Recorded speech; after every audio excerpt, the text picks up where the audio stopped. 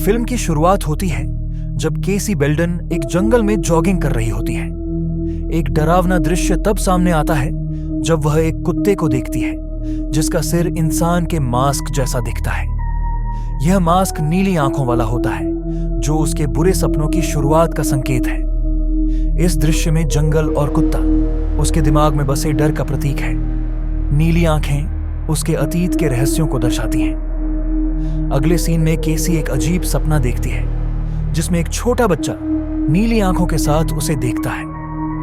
बच्चा अचानक एक दानव में बदल जाता है। सपना केसी की दबी हुई यादों को दिखाता है। नीली आंखें संकेत करती हैं कि कुछ भयानक उसके परिवार से जुड़ा है। केसी अपने घर में आईने के सामने खड़ी होती है।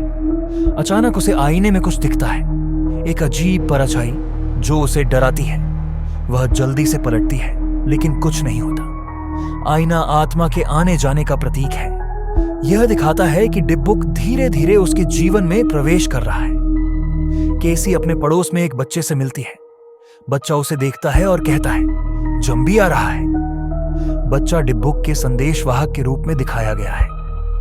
जंबी उसका मृत जुड़वां भाई है जो अब आत्मा के रूप में लौट रहा है। केसी को एक पुरानी अलमारी में अपनी मां की तस्वीरें और दस्तावेज मिलते हैं।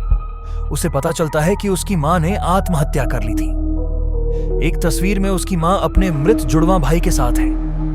यह दृश्य इस बात को उजागर करता है कि केसी के परिवार में एक गहरी और डरावनी विरासत है। जुड़वां बच्चों की कहानी फिल्म की नींव है।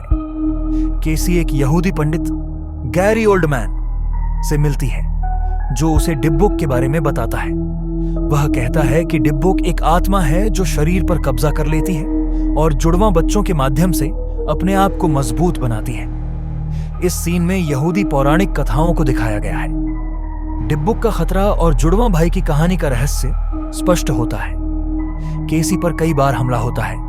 एक बार वह बाथरूम में होती है और उसका चेहरा अचानक दर्पण में बदल जाता है। चीजें टूटने लगती हैं। यह आत्मा की ताकत को दिखाता है। आईना आत्मा का मुख्य द्वार है और हर हमला केसी के मानसिक टूटने को दर्शाता है। पंडित, केसी और उसके दोस्त एक पवित्र अनुष्ठान शुरू करते हैं। इस दौरान आत्मा हिंसक हो जाती है और उन पर हमला करती है। अनुष्ठान के दौरान कई डरावने दृश्य सामने आते हैं। एक्सॉर्सिज्म का सीन फिल्म का सबसे महत्वपूर्ण हिस्सा है। हर फ्रेम में एक नई चुनौती और डरावनी आत्मा की ताकत दिखाई जाती है।